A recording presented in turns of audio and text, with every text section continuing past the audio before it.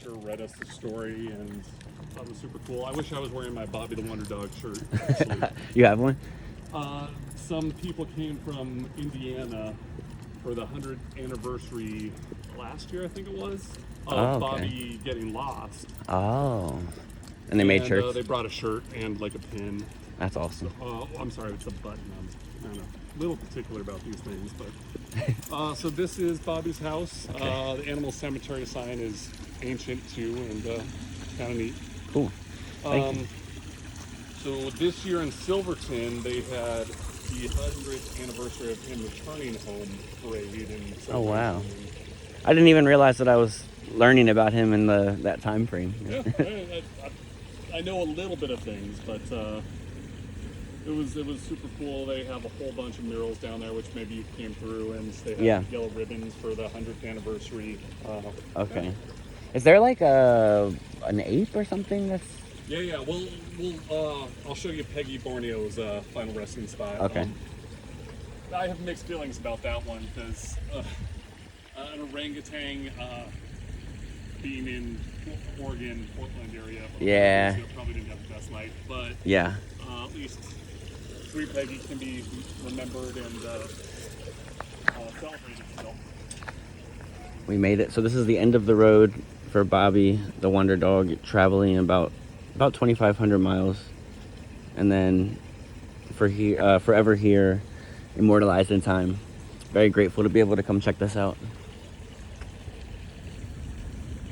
I've been fantasizing about having a work offer me PTO and biking a fundraiser from Wilcott, Indiana to Silverton, Oregon, and just trying to raise money and awareness for animals and the organization. That sounds like a fantasy you should make happen. That sounds awesome. It's been a while since I've visited Peggy Borneo. It's okay. It was right around here, but some of the names out of there.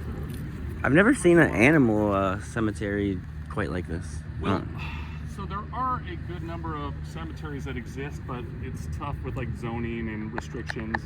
But I think no, that's not Peggy Borneo. That's just a different Peggy. Oh. But it's tough to find one that's been around for quite so long. Yeah.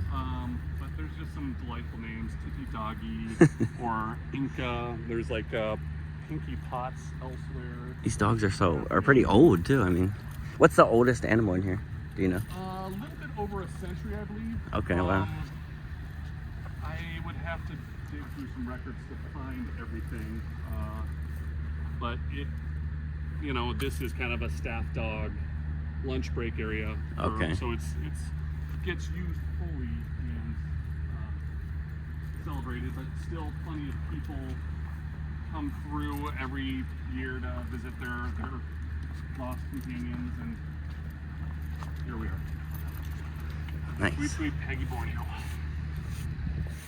And so essentially she was like orangutan. An actress orangutan, right? Yeah, that's my understanding. Yeah. Wow. She is that a short life, or is that how long? I mean, I think in captivity a century ago, it was not necessarily perfect settings. That pops a little more, maybe. Yeah. Awesome. Sweet. Well, thank you so much for the access and the tour. What was your name? My name's Mike. Mike, thank you so much. I appreciate you. Absolutely. Cheers.